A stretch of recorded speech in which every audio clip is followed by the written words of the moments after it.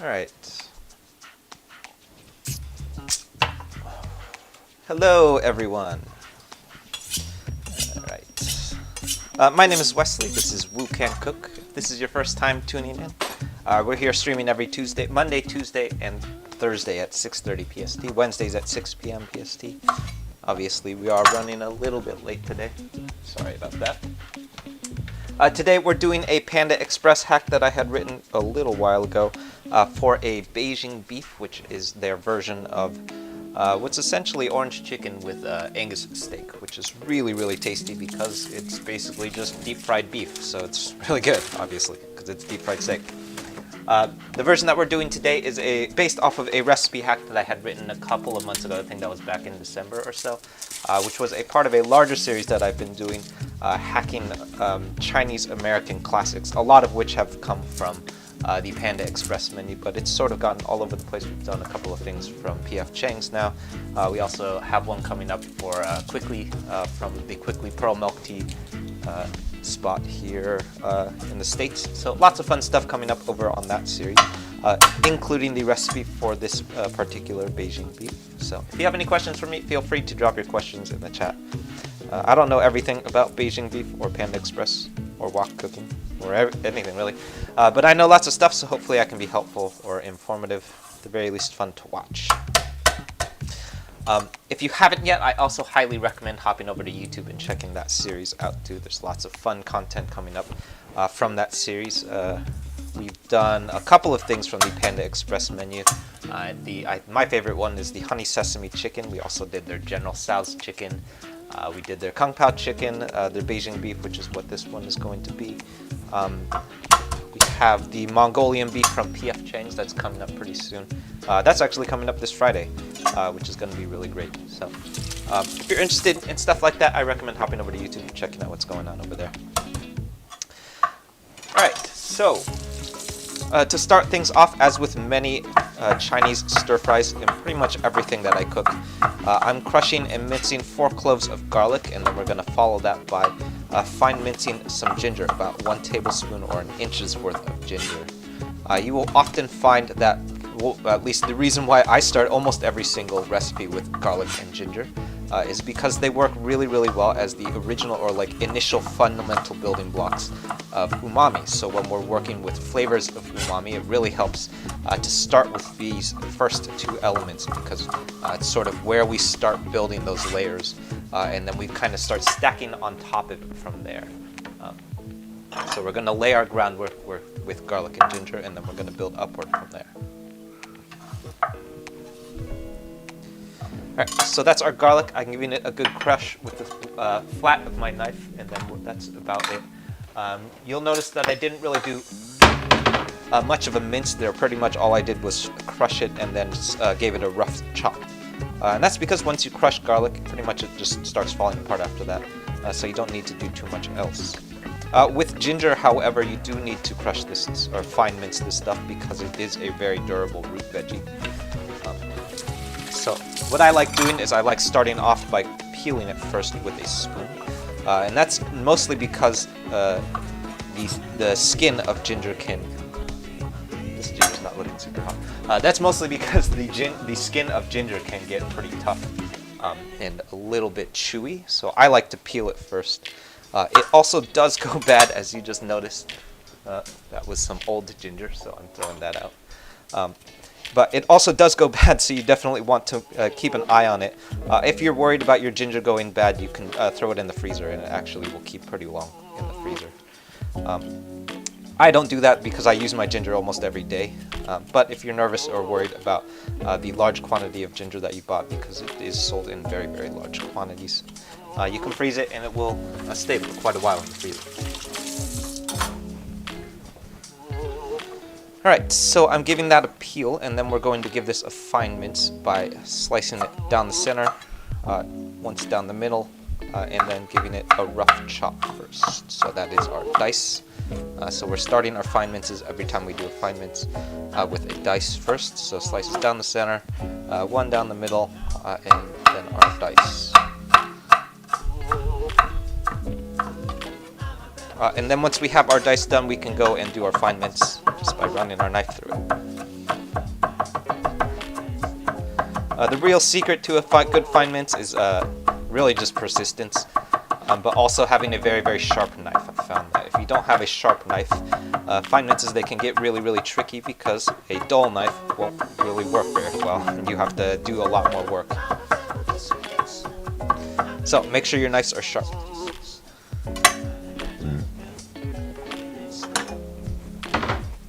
And that is our ginger.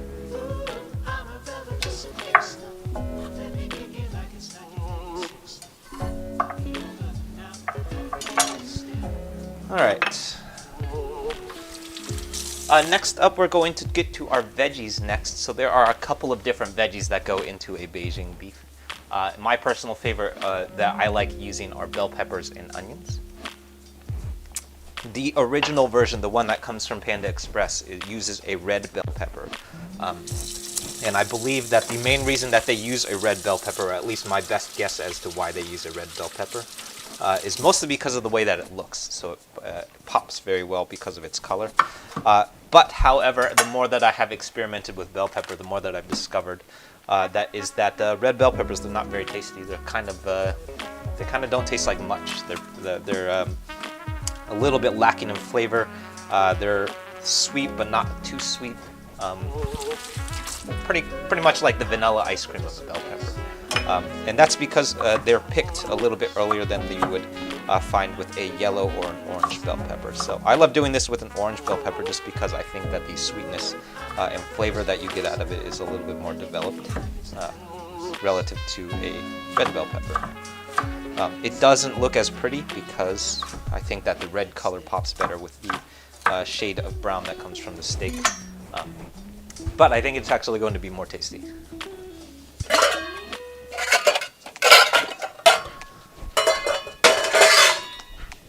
So that's our bell pepper. We're going to add these real late into our stir fry right after, towards the end. And then we're going to set those aside and toss them in towards the end.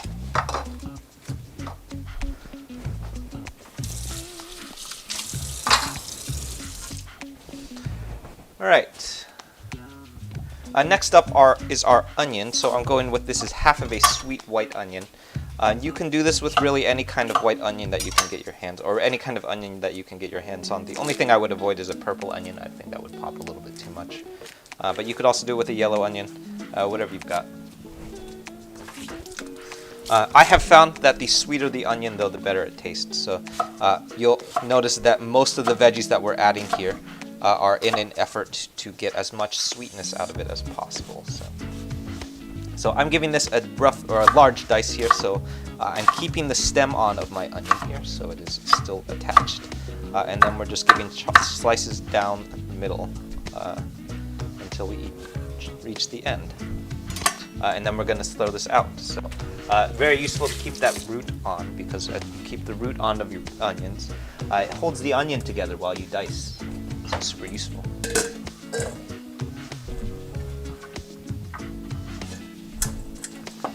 All right. So that's our onions. We're going to set both of those ingredients aside, and those are going to be the last couple of things that we add to our stir fry once we're ready to start cooking.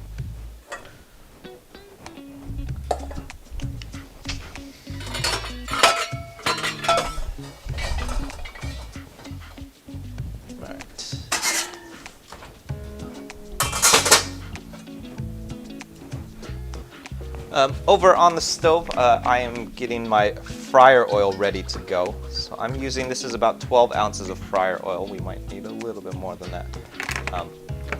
I love doing my deep fries in my wok. So real quick, here's my wok going right now. And I love doing the deep fries in woks because it creates a nice long space that you can, nice long and wide space, so it has a lot of surface area to do your wok fries on. It also is very useful because it is you can repurpose it, so you can use the wok for your deep fry and then empty the oil out and then go from there and do your wok fry. Super useful because you only end up with one single thing to clean at the end of it.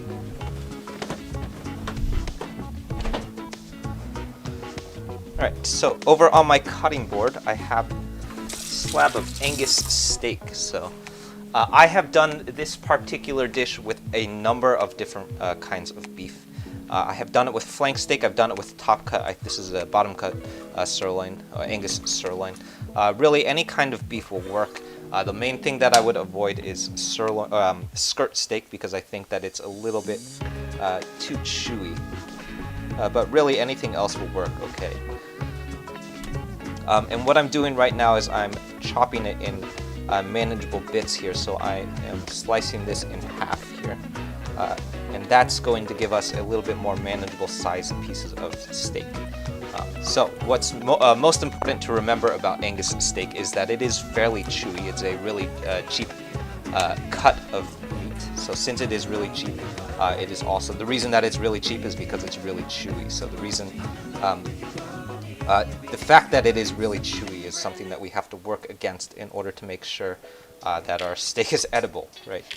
So what we're doing right now is making sure that our steak is cut into very, very thin pieces. So I'm starting off by slicing this in half. There we go. And then the next thing that we want to do anytime that we're working with Angus steak, or really any kind of steak that you're worried about chewiness with, is we're going to slice it against the grain. So I'm looking very carefully. The grain is going in this direction, which means that I'm going to slice in this direction. And that's going to help us keep our steak nice and manageable in size.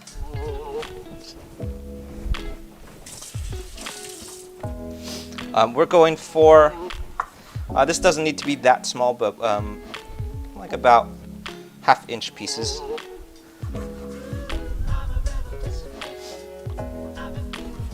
And that's mainly to make sure we want these to be a little bit smaller than you would do if you were eating a piece of fried chicken, for example, because fried chicken is a little bit more tender. And since fried chicken is a little bit more tender, you can go a little bit larger with those pieces and it will still be eatable. In this case though, because our steak is going to be a little bit more chewy, we want these to be pretty small, otherwise it's going to be real tough to eat. So when people go and try and eat this stuff, they're going to discover that it's really, really chewy and difficult to eat. And that's going to be like an unpleasant eating experience for sure. Dinner time once again, yeah. Dinner is underrated. Dinner is my favorite meal. Actually, breakfast is my favorite meal, but I'm frequently not hungry for breakfast. Zapfish, how's it going? Good to see you.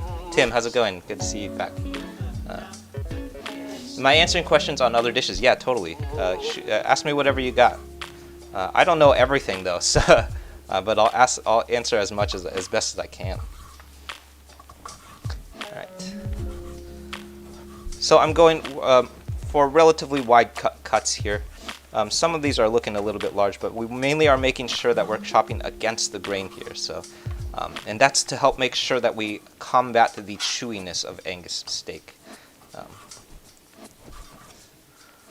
Linner is your shit. Yeah, totally. All right. So yeah. So the beef, or the form of deep fry that we're doing, it reminds me a lot of the way that other forms of fried chicken come together. So it's very similar to like a honey sesame chicken, or really an orange chicken. I think that the origin of this dish comes from the Panda Express orange chicken, and it's like the Angus steak response to their orange chicken for a red meat alternative. But I think what's really tricky about it is that the main reason why we don't do dishes like that with Angus steak is because Angus steak is a lot chewier than chicken, so it's not quite as tender, and it has more of a bite to it. So we have to do a couple of things to combat how chewy this steak is going to be. And the first and foremost thing that we're going to do is make sure that we chop it real small. You want to know how to reheat a steamed lobster without re-killing it? Oh, good question.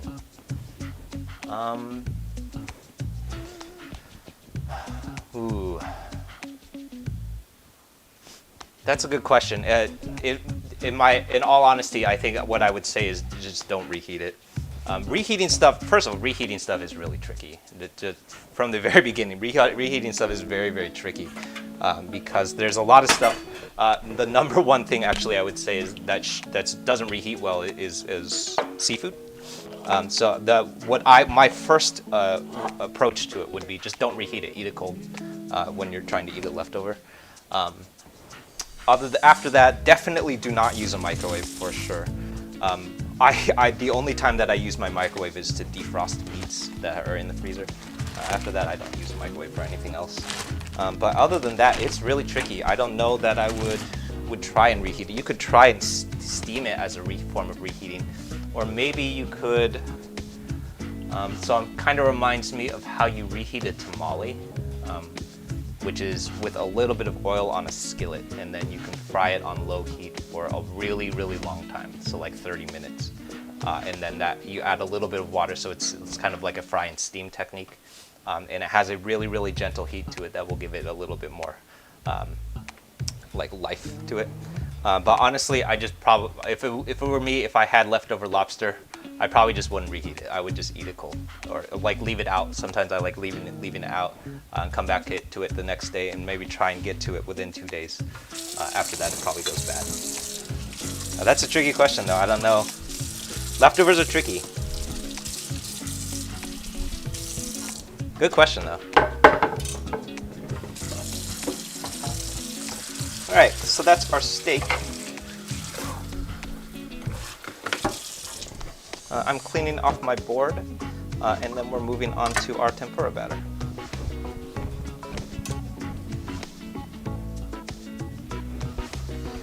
All right. Let's see how we want to do this. It's a larger bowl.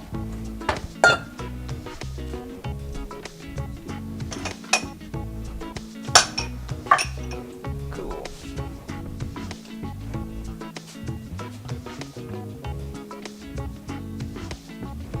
Oh, I see you got to pick it up 2 hours before dinner.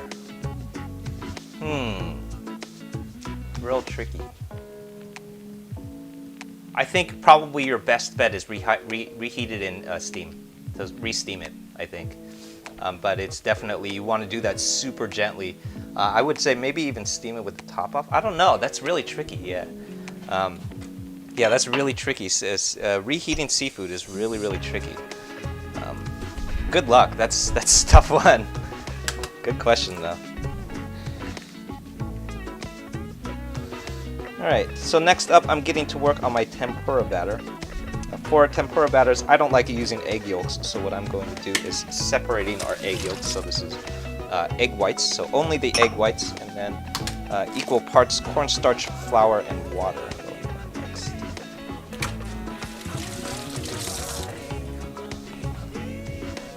So this is our egg yolks, or egg whites going in. Lots of people have been asking me what to do with leftover egg yolks. The only thing that I figured out so far with these leftover yolks is to do a carbonara with it. So usually I'll save my egg yolks for a day or two, and then if I end up doing a carbonara within the next day or two, I'll use those yolks. And then you can get a little bit richer and thicker of a carbonara. But if you don't use it within those 2 days, those are the only things that I've really thought of to use those extra yolks for.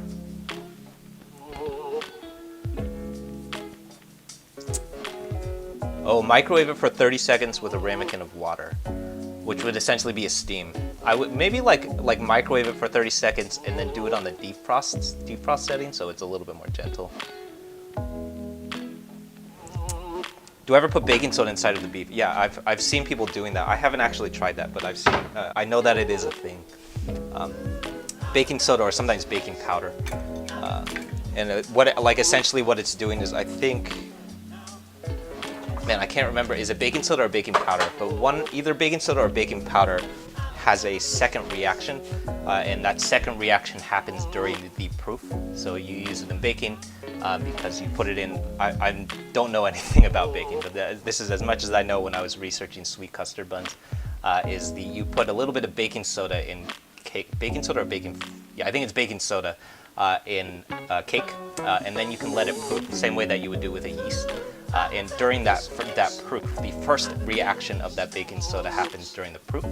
and it will give you a little bit of a rise. And then the second reaction happens when it's introduced to cooking heat.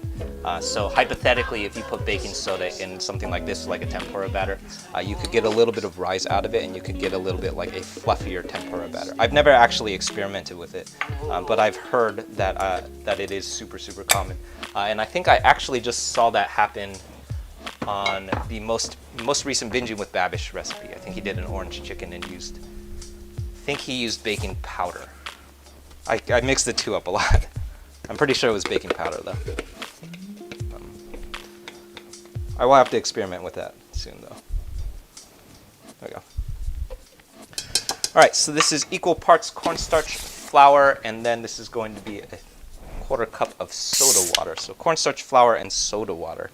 Soda water is one of the more recent things that I've started experimenting with in a tempura batter because it's very interesting. What happens is that the carbon dioxide in our soda water is going to create a little bit more air and fluff in the tempura batter, and then we're going to get a really, really fluffy and like airy batter that you normally would not be able to achieve without that extra CO2.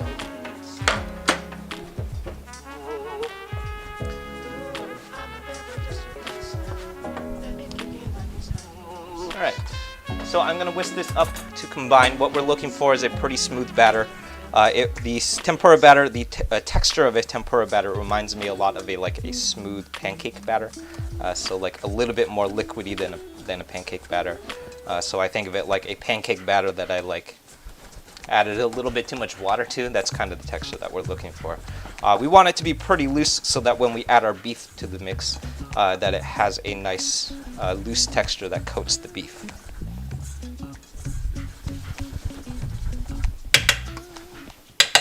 Yeah, that ought to do it. And you can even see, I think you can probably even see it, well, you can definitely see it on YouTube with the nicer cameras, that there's a nice little bit of air forming here. So if you look really closely, you can see all of that CO2 is starting to bubble up. We have these nice air pockets in our tempura batter, and that tempura batter is going to be really, really fluffy and airy in a way that you normally would not achieve in a fried chicken without that extra CO2. Very interesting. Food science, super interesting. Where can I pick up the sweet beets? Yeah, totally. So the music, let me link it.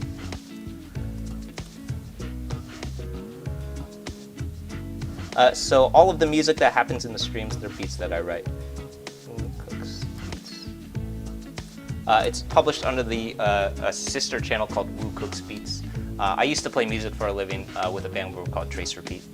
During when COVID happened, pretty much all live music disappeared, and that was kind of like what I was doing for a living. That was my whole career. So that all disappeared in March of last year. So during the quarantine, I started this cooking channel, and I also after I started this cooking channel, I started another solo channel where I have been producing and publishing solo beats. That's where, like, if you were looking for where all of those beats exist, that's all at Woo Cooks Beats. So if you're looking for stuff like that, that's all over on the Woo Cooks Beats channel. We just did a new remix of a new Ed Sheeran remix that's up on that channel right now. So if you're looking for that, it's over there. All right, so I'm adding my steak to the tempura batter. If you're really committed, you can just dip this. You can dip these one piece at a time and get a more even coating. I've kind of stopped being as cautious about it because I've noticed that it doesn't really make a difference, but I have in the past loved doing this one piece at a time so that you can get a more even coating. But the more that I've done it, I've discovered it really doesn't make a huge difference. So that's our chicken, or that's our beef. It's not chicken today. So we're going to set that aside, and that is going to go into our fryer right after we finish assembling our sauce.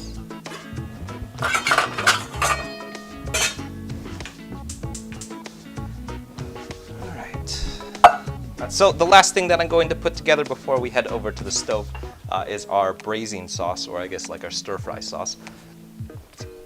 If you've ever watched wok chefs on like in restaurants or street chefs even, you will notice that they very frequently will do this stuff and they'll put it straight into the wok, which is super interesting. The reason that they can do that is because they're cooking the same thing like 50, 60 times a day. So super often you'll see them, they'll just like literally be using a soup ladle and then ladle that stuff into the wok. You can do that if you're not cooking to taste anymore, because most of the time when those guys are cooking, what they're doing is they're pretty much just like, they've memorized by muscle memory how to cook those things. I have not made this dish that many times. I've made it like 3 or 4 times now. So I like doing this dish by tasting it off heat first. So I love assembling the sauce off heat, and then we can taste to season it. So very, very useful if you're not familiar with the dish. Is to assemble sauces off heat and then taste to season.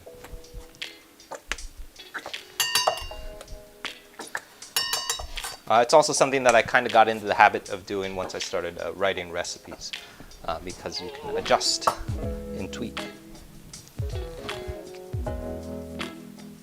What instrument do I play? Yeah, so I played every instrument on the beats that you're listening to. So I play a lot of guitar. Probably guitar is my first instrument. I also sing. I play bass, keys. I play well, I'm getting pretty good at drumming. But I played the MPC on all of the beats, all of the synths, all of the basses, pretty much everything. Everything that you're listening to, I played it. So,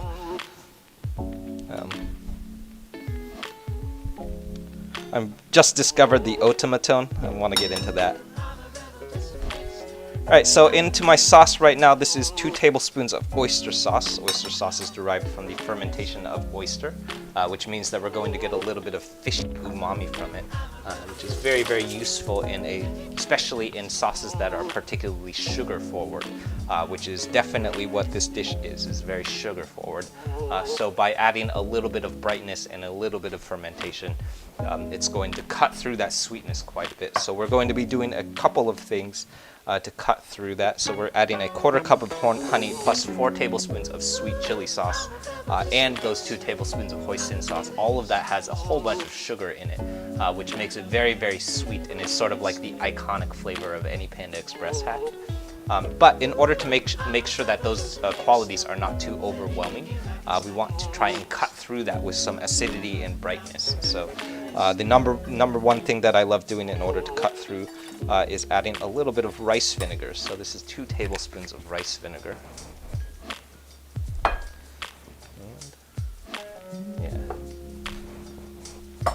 Followed by, this is going to be 4 tablespoons of sweet chili sauce.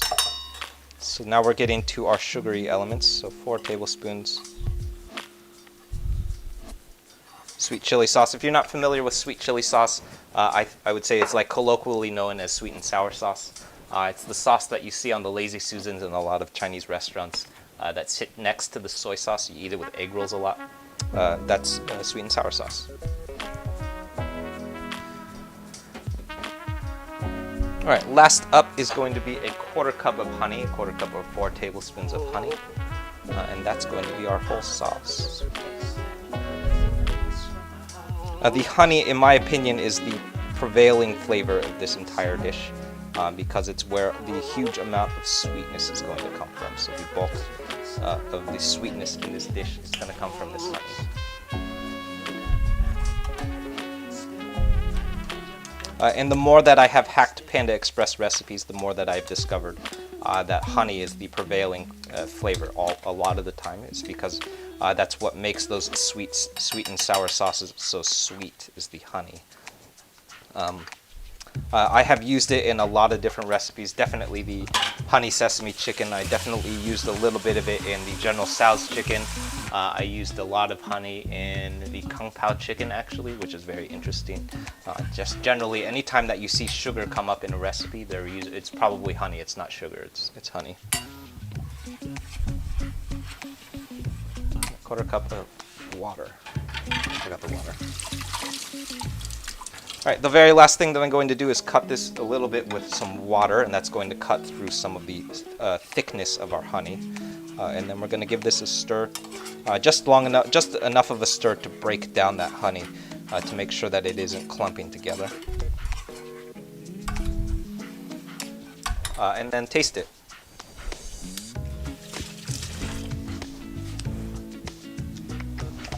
Yeah, mine needs a little bit of salt. And then I think I'm going to add a little bit more soy sauce.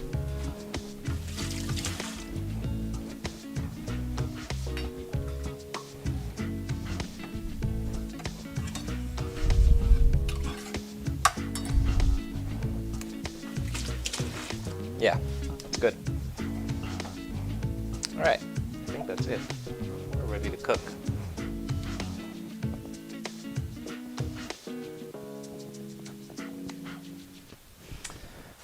Okay, so over on the stove, I'm preheating my wok, or my cooking oil, my fryer oil, we're looking for 375 degrees Fahrenheit.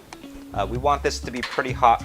My ideal temperature for a deep fry is 350, but I also like to shoot 350 a little bit when I deep fry, especially at the very, very beginning.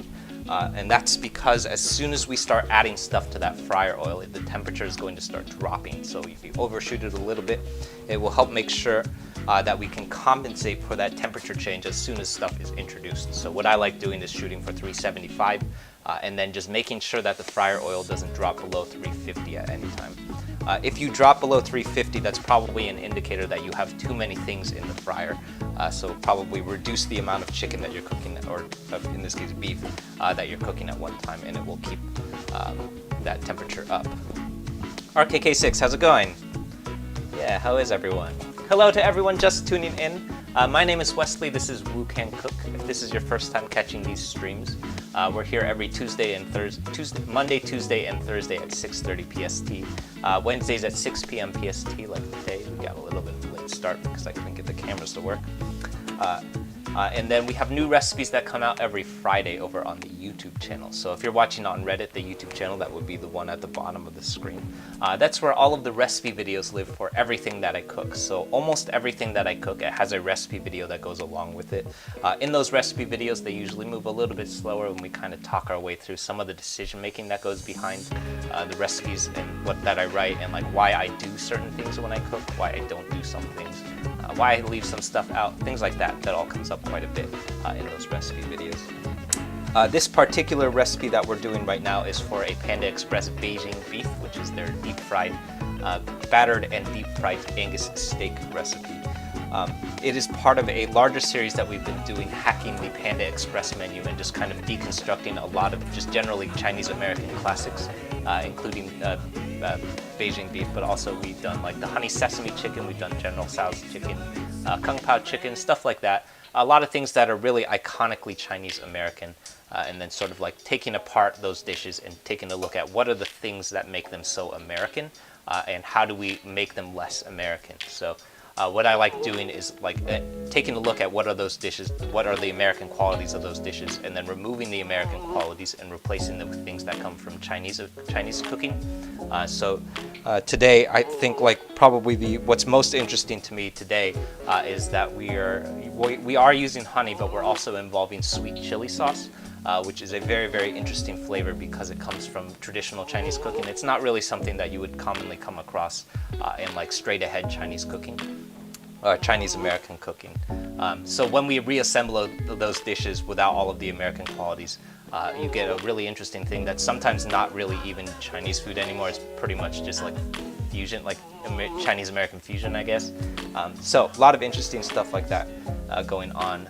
We have the crispy Mongolian beef from P.F. Chang's that's coming up this Friday, which I'm super stoked about because I didn't know this until I started investigating it and actually cooking it. But in Mongolian beef, it's not like most of these wok stir fries that you've had. It's very, very different actually because it is seared first. So if you're trying to assemble a Mongolian beef, it looks really, really different because you don't just flash cook the beef. You actually have to sear it first, which I have never done in a wok fry before. So super interesting. So lots of stuff like that. If you're interested in content like that, I recommend hopping over to the YouTube channel and checking out what's going on over there. We're also concurrently live streaming, which will be the channel behind me. Oops, I'm on the wrong camera. That would be the laptop behind me. On the live stream on YouTube, first off, I've been told that the live stream on YouTube, it works better on desktop. So if you're trying to watch on desktop, I've heard that it's better. We also have nicer cameras too. But that's also where the whole schedule of everything that I cook lives. So if you're trying to find out what I'm going to be cooking next, you can hop over there and find out probably, I think, like 3.5 weeks now, I think is out. And you can take a look at what's going to be cooking next. Those all have ingredient lists too, so if you want to cook with me, you can pick up what you need, and you can cook with me, which I know a lot of people have started doing. So, Jaws RC, yeah, you can watch on Reddit from my Reddit channel, which is the same channel. So reddit.com/u/woocancook. All of that stuff is over on Reddit too. It's also under the subreddit Reddit in the kitchen. I think yesterday we were on the homepage too, which was cool. Like the homepage of all of Reddit, which was crazy.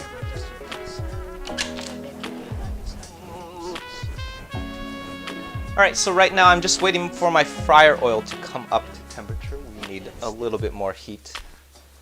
We're at 340, so I'm waiting for 375 with this fryer oil. Once we hit that temperature, we can start adding stuff to the fryer. But we don't want to add that stuff before then because you will end up with probably just undercooked an undercooked fry, or even if you're really unlucky, you might end up with raw beef, which is not good. So you want to make sure that that fryer oil stays real hot. And during the entire time that we're frying, we're going to be keeping a very close eye on the temperature of that oil and just generally making sure that it doesn't drop below 350 because that's when we're going to get into the territory of like a mushy and not crispy fried chicken or fried beef like today.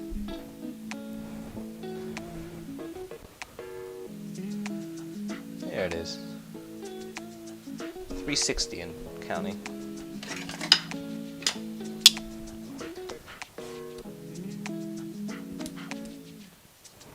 The lint out of my pockets. I don't have pockets actually. So.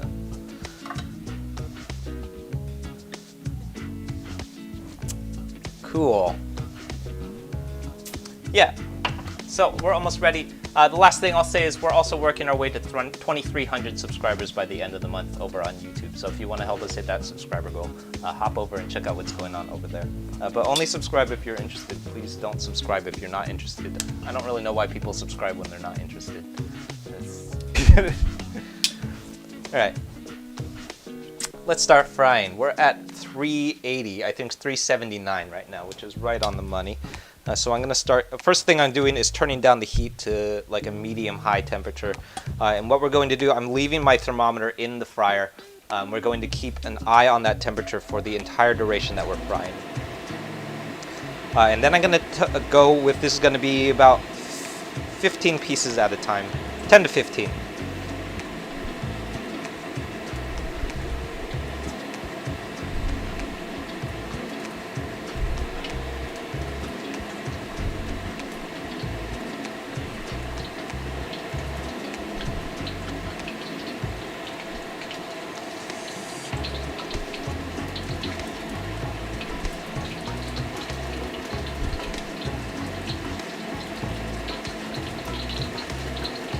Alright, that ought to do it. Not about 15. We're going to let that go for just long enough. Let's see, are we double frying today? We are not. We're not deep double frying today, so we're just going to go for one single fry here. So we're going to look for a deep golden brown with that steak.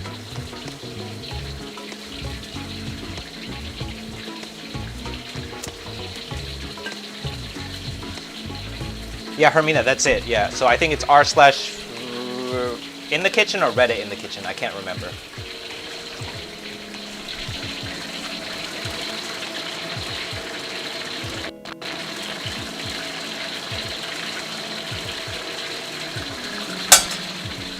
All right, so while that's going, I'll hop back over to the cutting board real quick. And what I'm going to do is set up a landing place for my chicken. So we want to have somewhere for that chicken to land when it's done cooking. And what I love doing with deep frying, or anytime I'm frying in general, is lining a bowl with some paper towels. And what's going to happen is when we pull that beef out of the fryer, it's going to start shedding quite a bit of oil because it's soaked in oil. So when it starts shedding that oil, it's nice to have a landing place for that oil to absorb. So that prevents the steaks from getting a little bit soggy and not just like sitting in a pool of its own oil. Because if we let it sit in that oil, it will start getting really soggy. So a paper towel, very useful.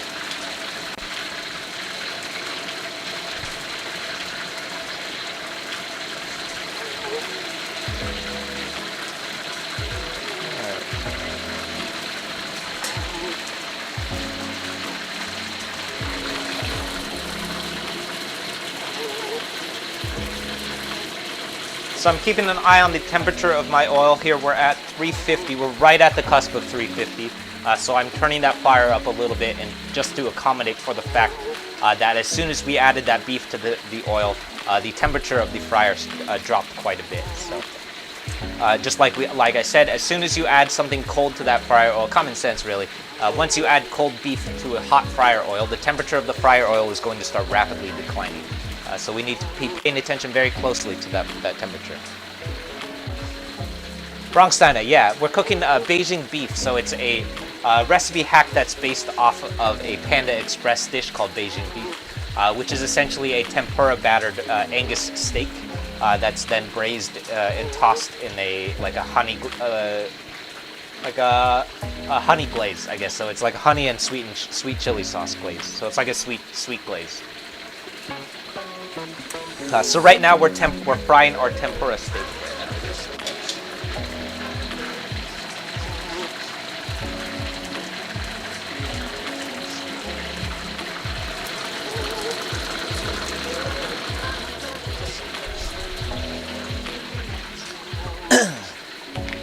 Yeah, it definitely is. So this Beijing beef is like easily one of my favorite things that I have started deep frying.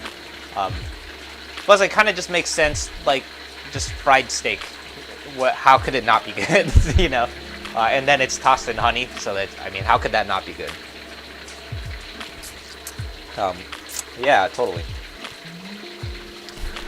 So if you're interested in following along and cooking this yourself, there's also a recipe video that goes along with this particular stream.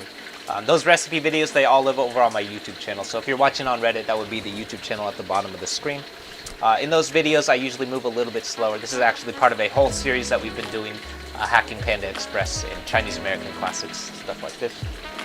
And having a little bit of fun with it, kind of deconstructing some of those classics, and taking a look at like what makes Chinese American food so American, and like how do we make it less American.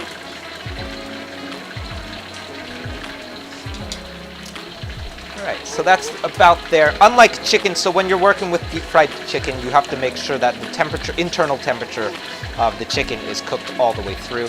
Unlike chicken though, you don't have to worry about that with steak. You can actually go a little bit rare on steak and you'll be okay, because it's not, you're not going to poison yourself with salmonella with a steak. So we can go a little bit rare, it will be a little bit more tender, and I actually much prefer that.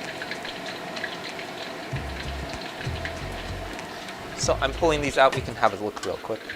Angus steak, deep fried Angus steak, it looks really interesting because the color of the steak pops through a little bit. So you can see it. You can see it even better on the YouTube camera.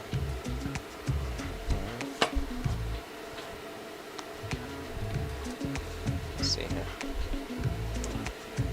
So we could take a look. Actually, let's get the fryer going while we talk. So we can do that while we talk. Alright, so I am letting the temperature of my oil recuperate first. So before I start adding stuff, I want that temperature to come back up again. And just make sure that we have enough heat in the fryer oil before we start adding stuff. So we're at 360 and climbing, and that's just enough temperature to make sure that when I add cold steak to the wok again, that temperature doesn't drop below 350.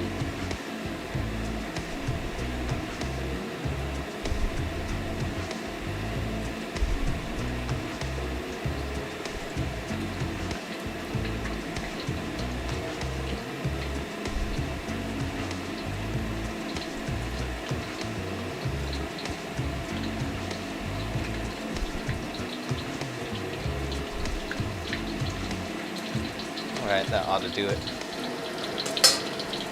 So I'm keeping a close eye. We're at 360 and declining now, so we want to make sure that that temperature doesn't drop too far down. Alright, so let's have a look. We can take a look at our finished chicken over here. So we have this fun zoom lens on YouTube, so we can take a look closely.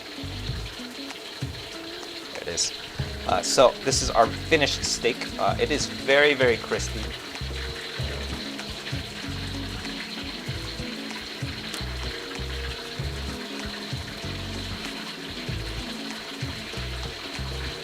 There it is. So it is very crispy. What's really interesting about Beijing beef is that the color of the steak will pop through quite a bit. So you can see the dark brown color, which is really interesting. And you can see this color coming through. Very interesting. It's also super tasty. One of my favorite things of all time.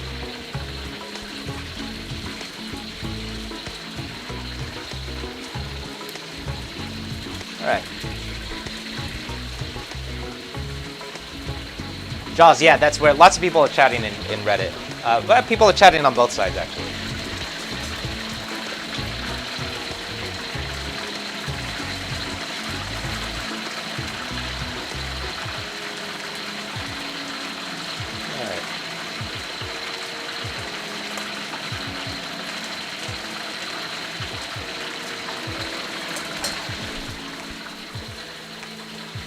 Oh, you miss real traditional Chinese food? Oh, you live in Utah. Your wife and your dog. Yeah, totally. Traditional Chinese food, it's tough to find, especially in Utah. It's really tough to find. But also not that hard to make, especially because like these days you could get most of those ingredients online. So you could totally make that. There are a lot of, like, there's definitely a lot of really traditional Chinese recipes that live on the YouTube channel. A number of which come, like, so the YouTube channel, aside from hacking a lot of Chinese American classics, a lot of what we're doing are just like recreating a lot of the foods that come from my childhood. So a lot of classics that I've been eating since I was a kid. So a lot of things, some of my favorites we've done, like the Shanghainese lion's head meatball. That's probably one that a lot of people have not heard of. Unless you're Chinese, you probably have not come across the lion's head meatball. Another good one was, the Hong Xiao Tofu. That one's really good, which is basically a deep fried Chinese tofu dish. Stuff like that, all really, really classic Chinese food. Oh, your wife's a great Asian cook. Yeah, that's good. Yeah. Hopefully you could get your hands on the right ingredients. So definitely, though, if you're looking for like really classic traditional Chinese cooking, that's a good place on the YouTube channel. All right.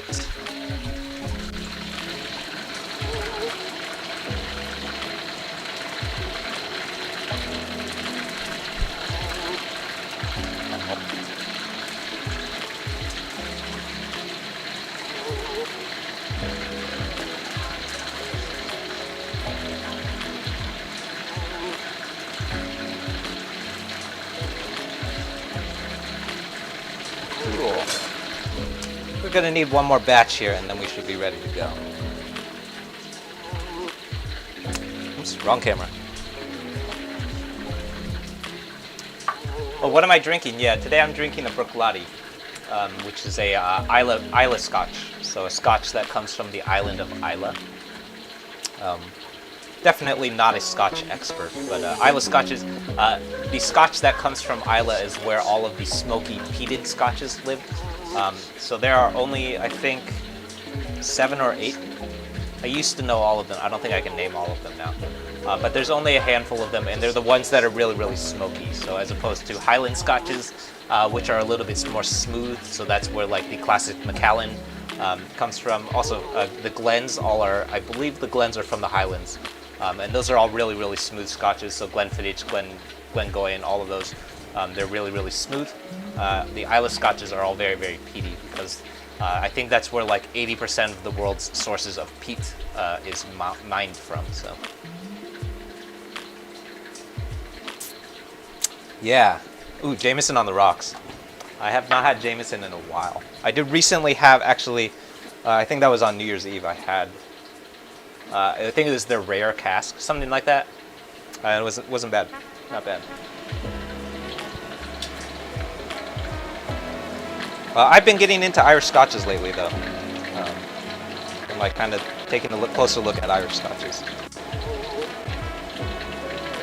All right.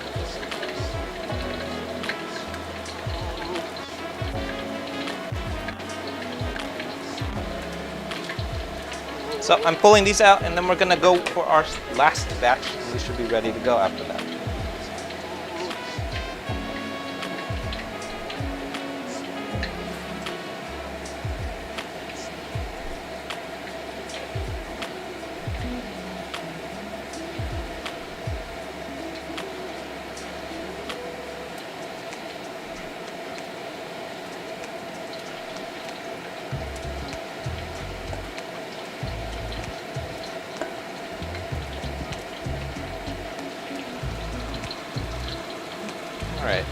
how to do it.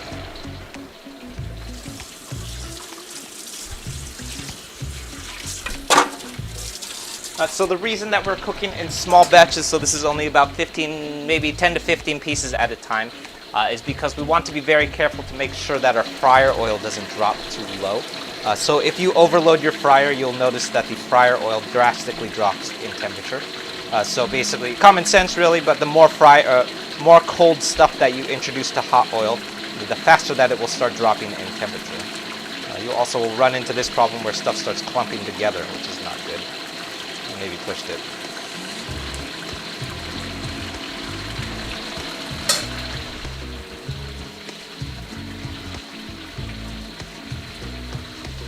All right.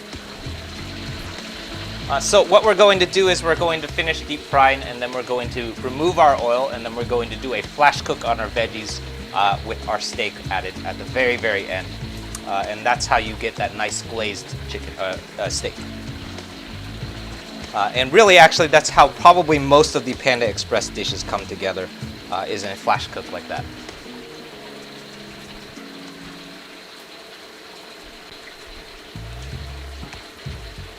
All right.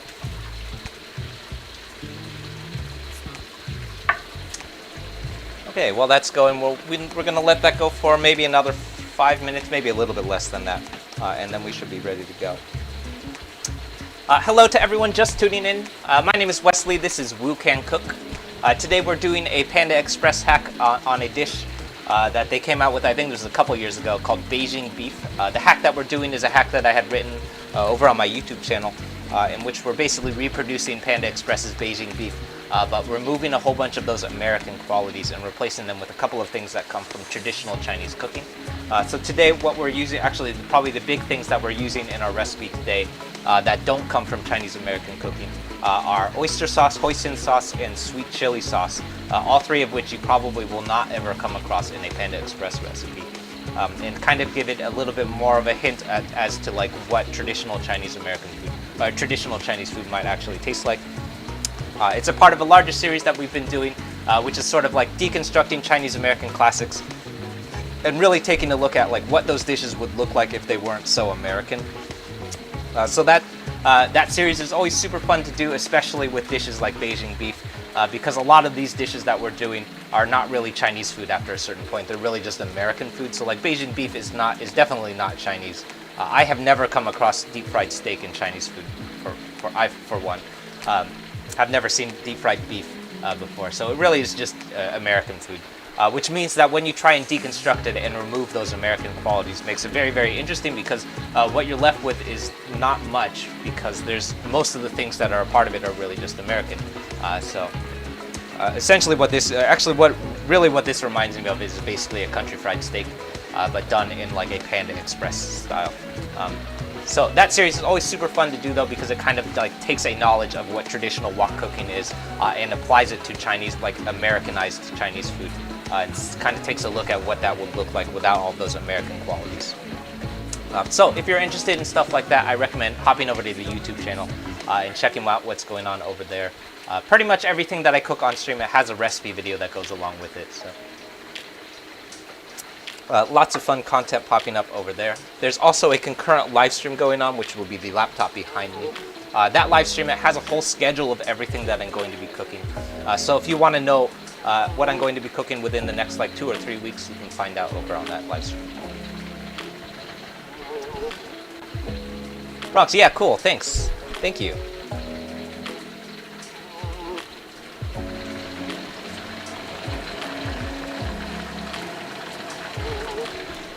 Take out the thermometer, yeah. So that is actually one thing that I kind of have gone back and forth with like whether or not you should leave the thermometer in. What I like doing actually is using a thermometer that's much smaller. So like a thermometer that has like just a needle point. I've found that definitely when you have larger thermometers, it imparts a little bit of a metallic flavor. Ultimately, I've decided that like the trade-off, it's really, really important to know what the temperature of your oil is, because if your temperature of your oil, like it is right now, drops too low, then you end up with undercooked or under-fried beef or steak or chicken. And that's how you get like fried chicken or fried steak that is like not quite crunchy, like more of a like a soggy or like even sometimes undercooked quality to your steak. Is just because the fryer oil is dropping too low. So it's definitely one of the big trade-offs is that if you have the thermometer in, you can make sure that your fryer oil is hot enough. It also imparts a tiny bit of a metallic taste to it, so it's one of the big trade-offs. I have broken now four fryer thermometers. I used to have a good one that had a nice needle point to it, so it didn't impart that much of a metallic taste. But it broke, along with three other ones. I actually had one that looked just like this that broke the first time that I used it even, so I don't know what I'm doing wrong. Maybe I'm just buying cheap thermometers. That's probably it. I'm just buying cheap thermometers. But I have found that it is super important to have a constant understanding of what the temperature of your fryer is. Otherwise, you're going to end up in territory where you have undercooked steak. Never attractive.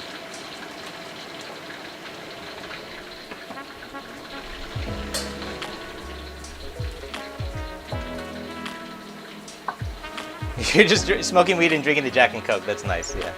That sounds chill as fuck. I mean, nothing wrong with that.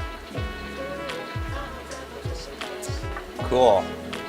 Yeah. I think we're about there. That's just a clump of... No, it's not. It's definitely done, though.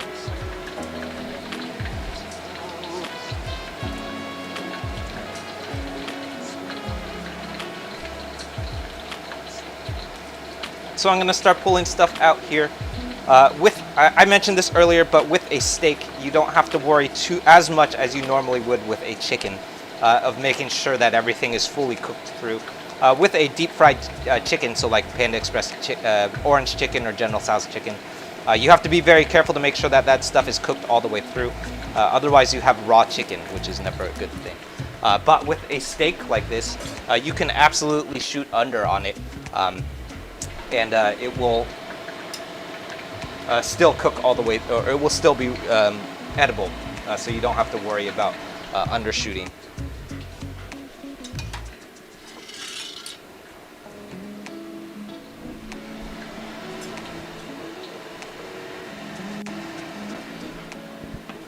Infrared thermometer, yeah, maybe that would be my next investment.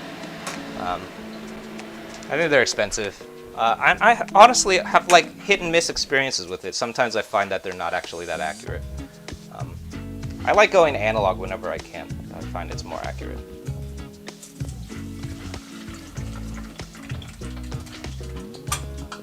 But I do totally agree though. When you leave the thermometer in, it definitely gives you a metallic taste. One of the trade-offs. All right.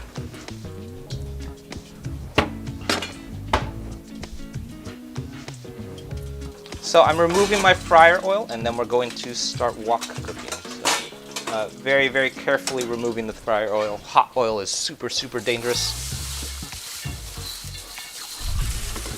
And then what I'm doing is I'm giving my wok a rinse, and then we're going to let it reheat, and then we can start wok cooking. So I'm rinsing everything out. Very important when you remove that oil is give it a rinse, because if you don't rinse it down, you will definitely leave behind some burnt junk, and you're going to end up with like charred bits of garbage in your wok fry. I have definitely done that before. How do I dispose of waste oil? Most of the time I reuse it. I think I might be on the last run of this oil. And it just sort of piles up in my garage. But you can dispose of it the same way that you dispose of used motor oil. So at if you go to a recycling plant, they have somewhere to recycle used motor oil. And you can give them your used cooking oil too. But usually, for me personally, because I deep fry so much, I usually just let the fryer oil kind of pile up for a little bbit. So I have, I think, 2 containers, like maybe 2 12-ounce containers of fryer oil sitting in my garage with, I think, also like 4.5 quarts of motor oil. And I just kind of let that build up until I have like enough of it where it's taking up a large quantity of space, and then I'll take it to the recycling center, and then you can dispose of it that way. But definitely many things that you don't want to do with used oil, definitely don't dump it down your sink. If you dump it down the sink, it will start solidifying in the sink. It will solidify in your U-bend, the J-pipe. and then it will clog your sink, which is another thing that I've done. I've done pretty much everything that I hazard against are things that I've done. Definitely don't dump it down the sink. Also, definitely don't throw it in the garbage because it's not compostable. So if you throw it into the garbage, it will end up in landfill, and that's not a good way to recycle that oil. Definitely don't just toss it into the trash, for sure. But also, most importantly, don't dump it down the drain because it will absolutely clog your sink. The same is true for any like cooking fat too. So if you have like built up cooking fat in your pans, don't dump that down the drain. For today, I rinsed my wok off in the sink, but that's because I had poured off most of the oil already, so there was not too much going on. All right, so I'm reheating my wok. We're looking for a very, very hot wok here because we need to flash cook our veggies. So that means that our wok has to be as hot as you can get that wok. So you can tell it's already starting to smoke quite a bit. So all of that smoke billowing off of our wok is a very good sign. It means that we have nice hot heat. I want it to be even hotter than that, so I'm going to let it go for another 30 seconds just to make sure that we have as much heat as we possibly can before we start wok cooking. That's probably the most important quality to keep in mind when you're wok cooking, is that you want that thing hot at all times. It cannot ever drop low in temperature. If your wok drops in temperature, that's how you end up with mushy stir fries. So if you've ever had a wok stir fry or like a Chinese stir fry that has like more of a porridgey quality to it, or like kind of has a quality or consistency of like oatmeal, that comes from cooking a stir fry on low temperature or like medium temperature. So if you try, for example, and do a wok stir fry on a non-stick skillet or even a non-stick wok, I don't know why non-stick woks exist. That's how you end up with stir fries that look like that, is because it was done on medium or low temperature. So what we're going to do today is heat our wok up as hot as possible, and then before we add the beef, this is super important, is before we add the beef, we're going to flash cook all of our veggies, and that's how we're going to get that really, really crisp quality to our veggies. That's not going to be mushy. It's going to be really crisp and like nice and like crunchy, like just past raw. So it's not raw, but it is definitely not mushy or like cooked through in the way that you would see like a sautéed onion, for example. It's still pretty crispy, and that's going to come from flash cooking. So it happens when you flash cook something on extremely high heat for an extremely short period of time. How hot? Yeah, what I usually do is I just turn my gas, so I have a gas range. What I usually do is I just turn the gas range as hot as possible, and then we let it go for about as hot as it will manage to get. Usually for me that will take about like a minute.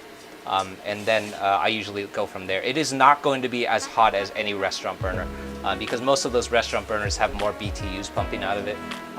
But it will still be okay as long as we make sure that we don't overload the wok.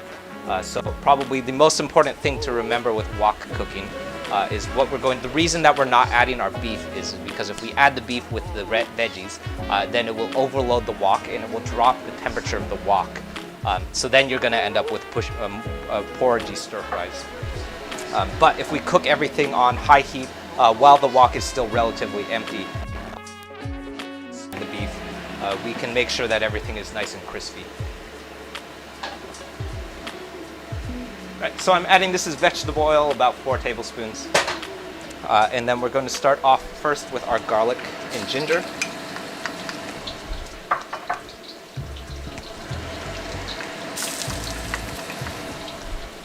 And then we're going to bloom that just long enough until it's fragrant, so usually that's about 15 seconds. But use your nose at this point. When you start smelling garlic and ginger, that's when you know you're ready to move on.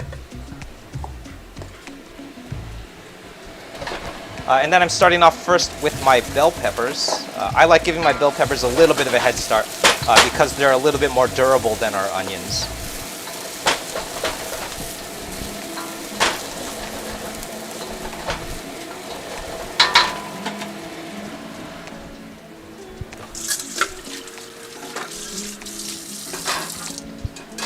We're going to let that go for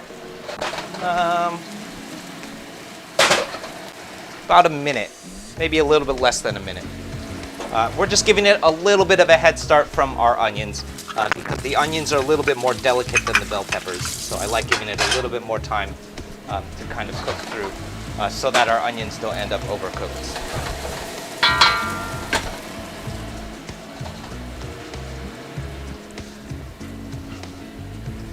Cool.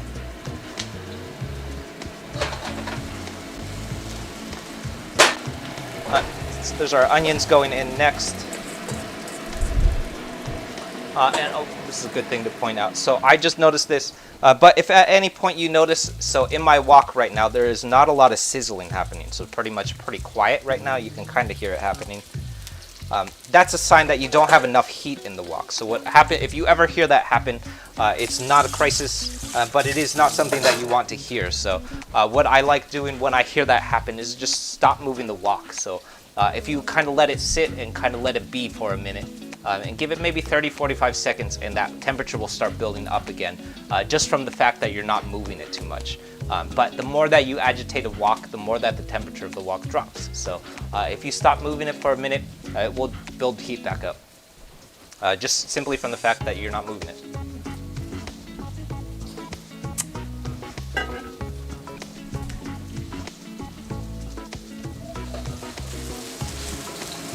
Yeah, that's good.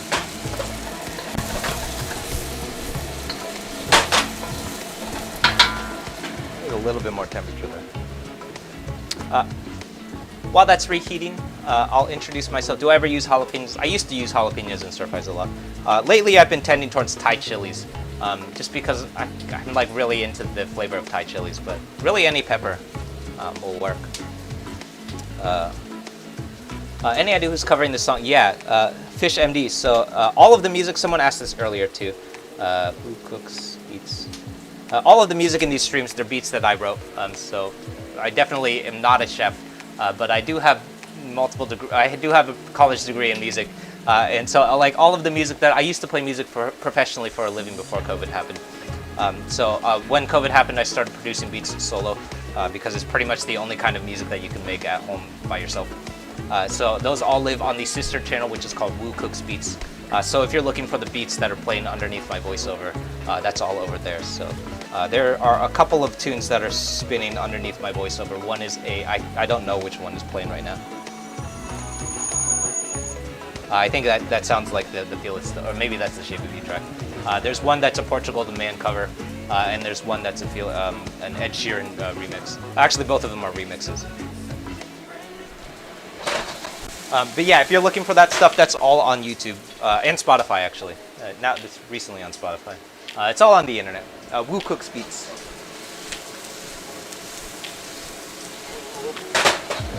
All right, that's looking good.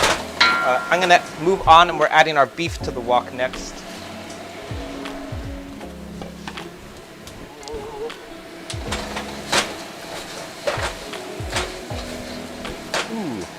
You'll notice that as soon as I added the beef to the wok, all of the temperature from the wok just disappeared. That's not the end of the world, but we do want to make sure that we are aware that that's happening, because it's a sign that there's no temperature in the wok. Anytime that you hear all of the sizzling disappears, so not much sizzling happening anymore. That's okay, because we're pretty much done cooking.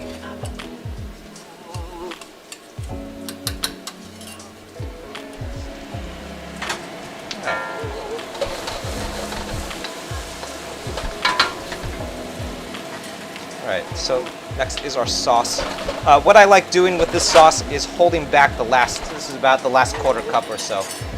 And what I like doing is hold it back and only add it if you need it. So that helps us make sure that we're not over seasoning. In our case, I think we need it, so I'm going to add it.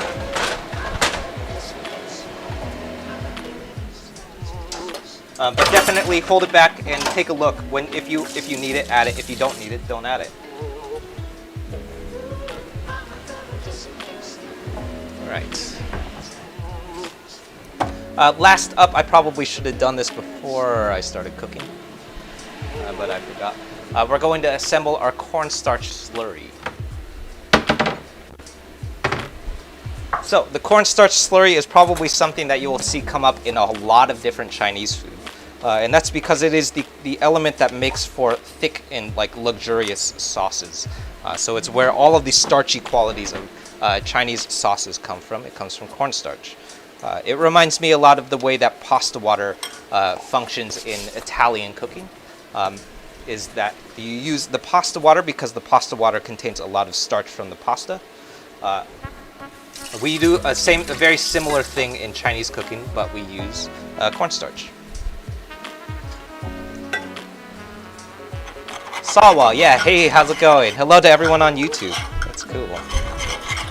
All right, so that's our cornstarch slurry.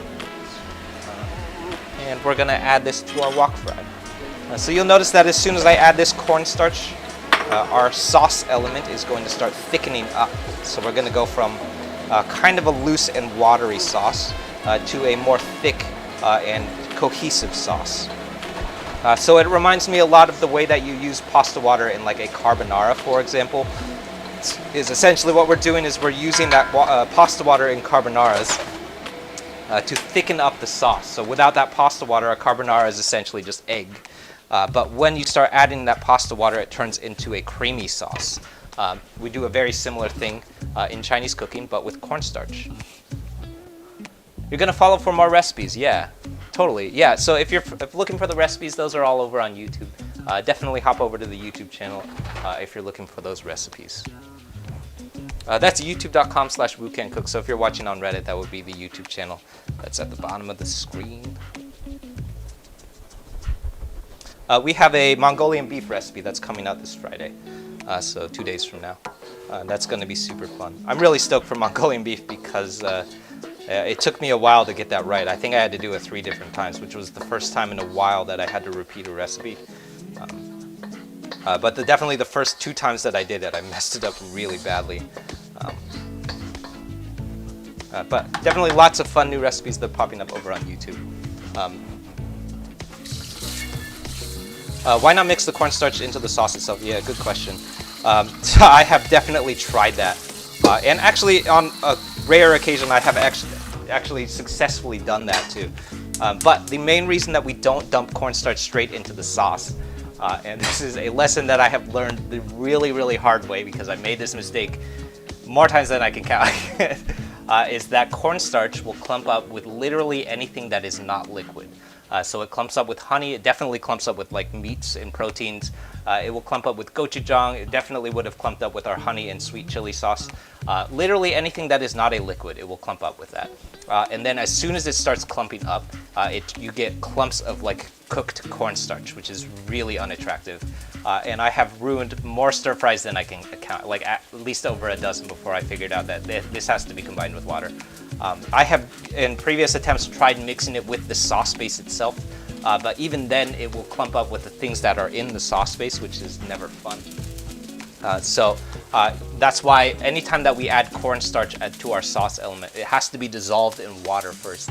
And actually, I also learned this the hard way, it has to be dissolved in cold water, because if you dissolve it in hot water, it starts cooking. And then you have cooked cornstarch, which is not fun either. All right, so I'm wiping down my wok. We're reseasoning and then wiping it down. This is very, very important for your wok care, is make sure that you clean it out while it's still hot.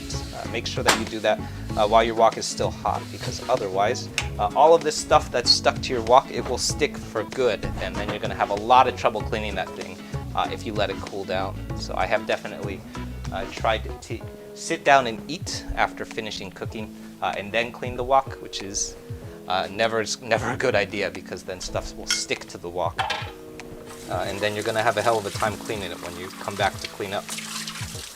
So super, super tempting to eat after you finish cooking because there's food to eat in front of you.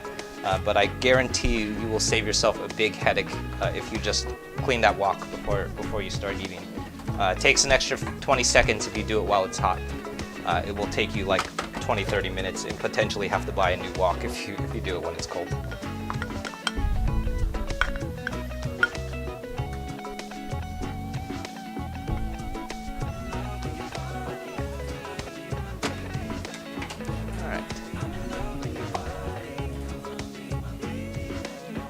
soy sauce or sherry. Yeah, you could do that. You could definitely do that. It's a gamble, but you could do it.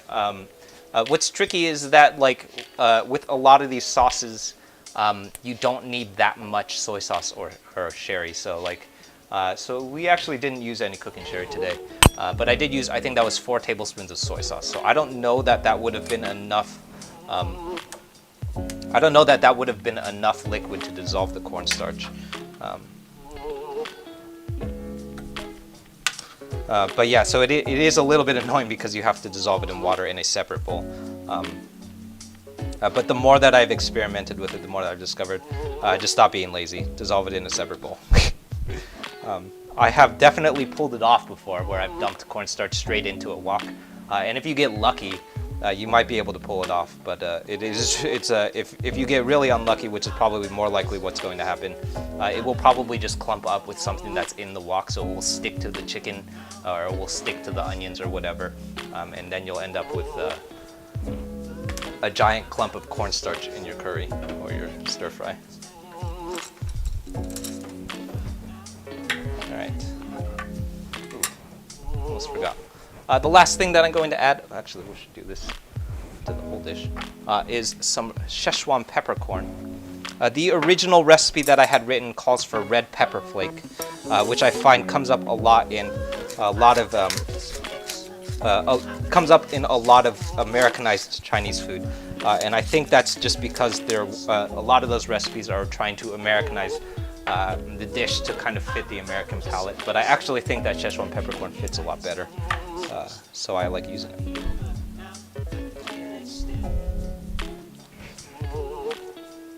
Oh yeah. Yeah, super tasty. Like really nice contrast of like sweet and savory. Definitely a lot of those sugary qualities pop out. It is very, very sweet. That's definitely a Panda Express quality, is that it is very sweet. But in a really, really interesting way, because we involved so many other forms of sugar. So it's not just sugar that we're adding, we're also adding the hoisin sauce. That sweet chili sauce comes out really nicely. That oyster sauce, even the oyster sauce, the sugariness of that oyster sauce is coming out nicely. And there's like this really interesting complexity of flavor and sweetness that's not just pure sugar. It's like an interesting complex sweetness that's like contrasts really nicely with a lot of the savory qualities that we added to. Definitely my favorite way of battering a piece of steak is with a tempura batter, because it gives us like a little bit of fluffiness that you really, really need in order to contrast the chewiness of steak. I don't think that I would try to do a similar thing with something like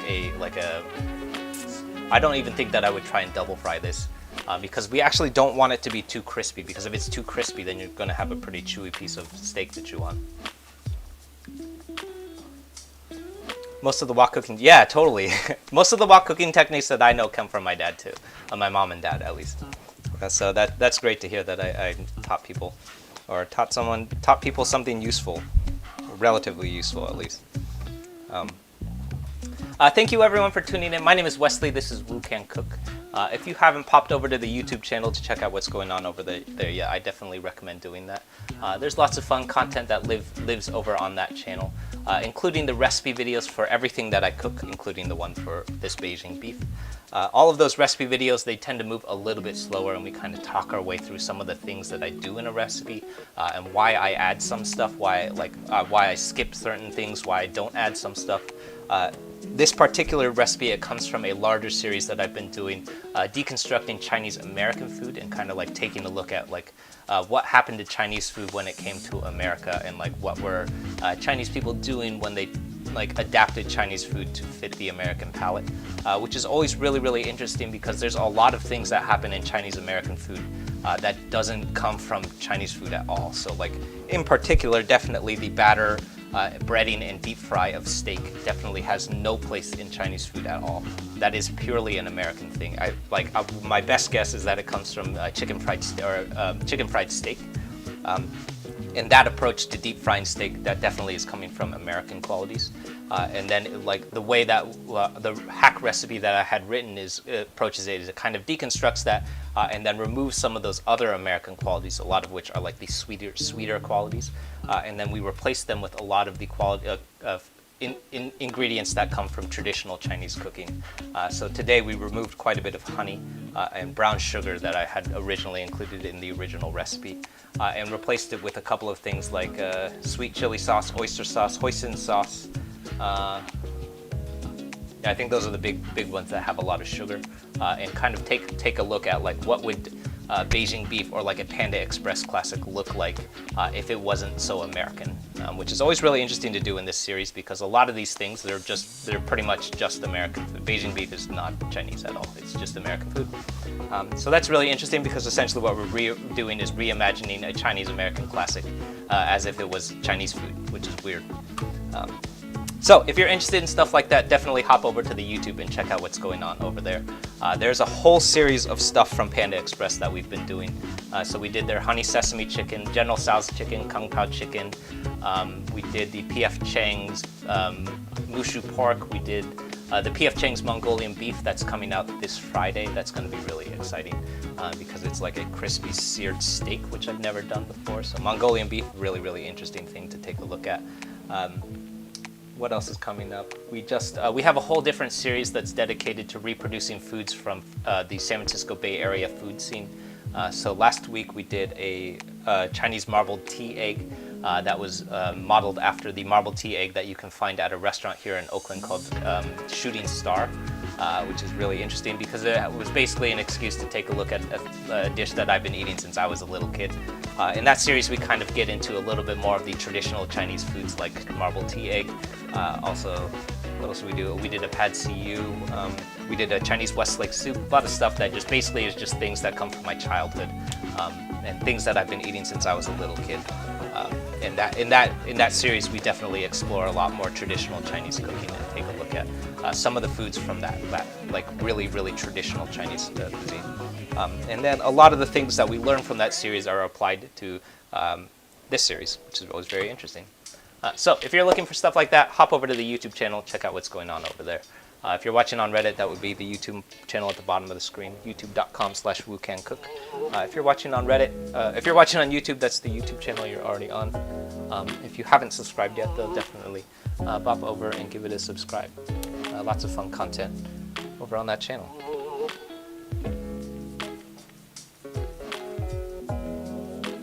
There we go.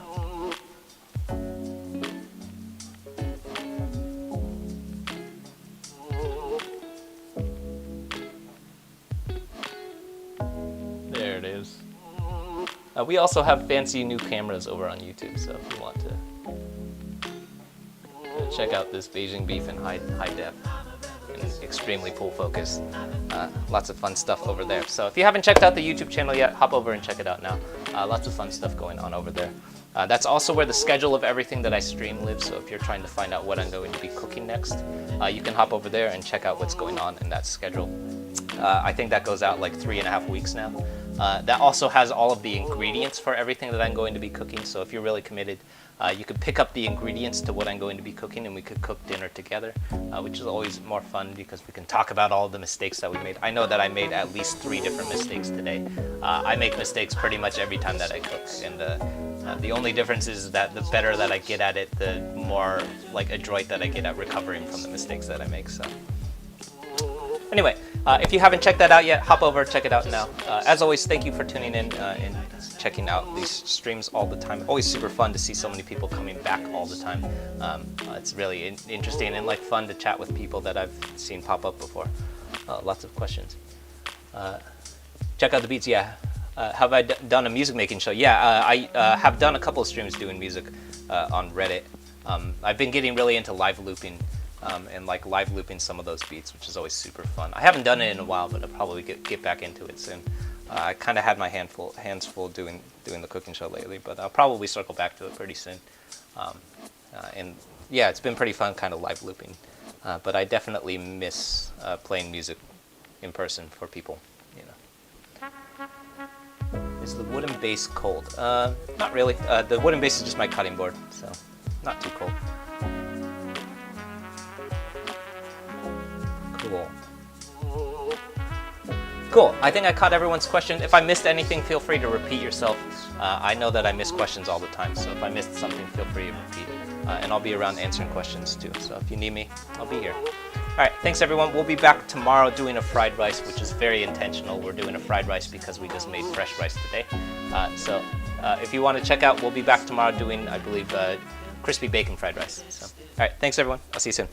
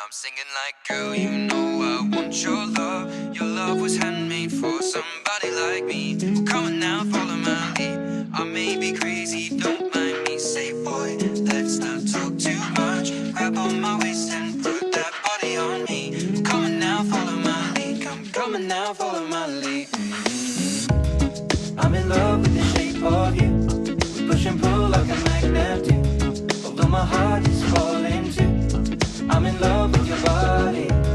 Last night you were in my room. Now my bedsheets smell like you. Every day discovering something brand new. I'm in love with your body. I'm in love with your body. I'm in love with your body. I'm in love with your body. Every day discovering something brand new. I'm in love with the shape of you. When we can, we let the story begin. We're going out on our first date. You and me are thrifty, so go all you can eat. Fill up your bag and I fill up your plate. We talk for hours and hours about the sweet and the sour and how your family's doing okay. And leaving, getting a taxi.